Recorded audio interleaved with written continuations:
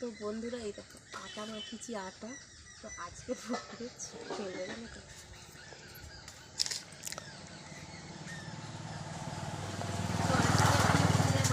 দেখবো আমার ছেলেকে খেলছিল, পড়েছে বাপি একটা কই মাছ পড়েছে, একটা কই মাছ পড়েছে, খাই ঠোঙে ঠোঙে নিয়ে খেয়ে পালিয়ে আছে। এর ডিম থাকলে মানে পিঁপড়ের ডিম থাকলে এখানে এত জড়িয়েছিস কই ওটা ওরমই।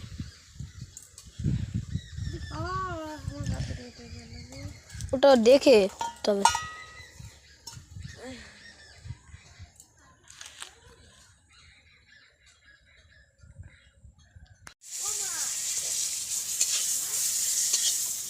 দেখো মা রান্না করছে, আমি তো এই এলাম, মা বলছে কিছু তো খাসনি, কিছু তো খেতে হবে নাকি। তো আজকে চাট করছি, চাট তো বড়ি ভাজা, পেঁয়াজ ভাজা, লঙ্কা ভাজা, আবার চিংড়ি মাছ দিচ্ছে দেখো। আর না না না, তো মা বলছে আজকে না অনেকগুলো পান্তা ভাত পড়ে আছে, তো পান্তা ভাত খেতে তো আমার হেভি লাগে। তো একজন দাদাভাই আমাকে কমেন্ট করেছে যে বৌদি তুমি তো সব বলো যে আমার আমরা খেতে ভালো লাগে, বিরিয়ানি খেতে ভালো লাগে, আর কি জানো তোমার ফুচকা খেতে ভালো লাগে, চাউমিন খেতে ভালো লাগে, কি খেতে ভালো লাগে না। তো তোমাদেরকে বলি এবার আমার কি খেতে ভালো লাগে না জানো, খাসির মাংস। আমি খাসির মাংস ছোট্টবেলা থেকে খাই না, তো একবার ছোট্টবেলায় খেয়েছিলাম 5-6 বছর বেলায়, তো আমার গায়েতে না আমবাদ বেরিয়ে গিয়েছিল। তো সেই থাকতে খাসির মাংস মানে বাড়িতে তো মানে তোমাদের দাদাভাই খায়, তো দাদাভাই আমার জন্য নিয়ে আসে না, আর আমার মাও খায় না, তো আমাদের খাসির মাংসটা অতটা হয় না।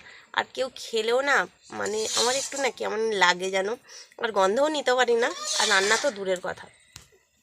তো আমার মা এসে সঙ্গে সঙ্গে আমাকে খেতে দিচ্ছে, দেখেছো তো, এটা হচ্ছে মায়ের বাড়ি আসার মানে কি, এতটা মায়ের কাছ থেকে মানে ভালোবাসা পাই বা আদর পাই, যত্ন পাই, দেখেছো। এই না হলে আমার মা বলে একা সংসারে হচ্ছে এটা হচ্ছে সব থেকে বড় মানে কি তোমার মন মরছি, মানে যখন মন চাইবে যখন ড্যাং ড্যাং করে চলে এসছি মায়ের কাছে। আর এইটা হচ্ছে ভরা সংসার হলে শাশুড়ি ননদ শ্বশুর থাকলে রোজ রোজ কিসের বাপের বাড়ি যাওয়া, রোজ রোজ কিসের বাপের বাড়ি যাওয়া, তাই না।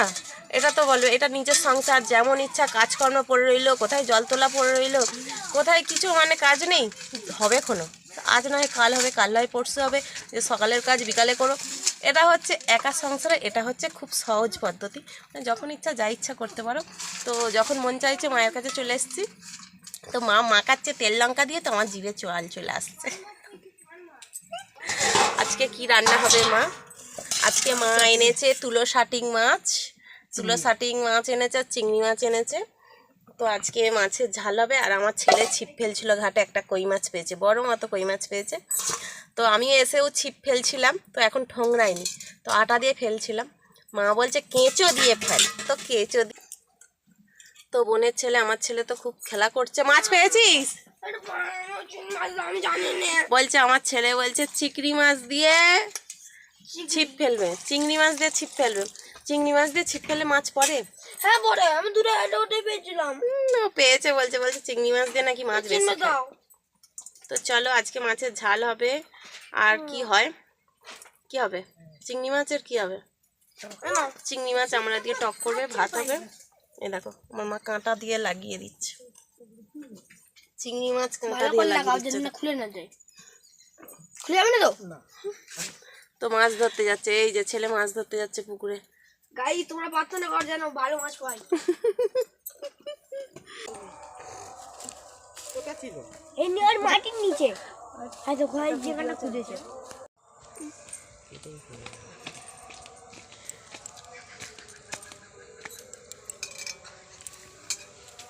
বেচা আছে গো, দুটো কেজি বেচে, ই বাবা কেটে যাচ্ছে।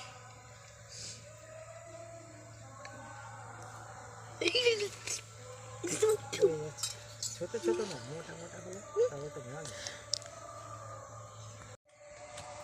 মোটা নয়। তো আমরা এখন ফেলবো কেঁচো দিয়ে ছিপ। তো মা রান্না করতে করতে এসে কেঁচো লাগাচ্ছে, কেঁচো তো মা বলছে কেঁচো পাওয়া যায় না। আমি বলি এই যে এই ধারে ধারে দেখলেই, পুকুরের ধারে ধারে দেখলেই কেঁচো পাওয়া যাবে। তো কে বলেছে পাওয়া যাবে না? আর মায়ের পুকুরটা দেখো কি অবস্থা বন্ধুরা, মানে কি এত মানে মাঠটা মানে পুকুরটায় ঘাসে এঁটে গেছে, তো পরিষ্কার করা হয়নি অনেক দিন ধরে। আর জল তো একদম আলকাতরা, এই জলে কিছু ব্যবহার করা হয়নি।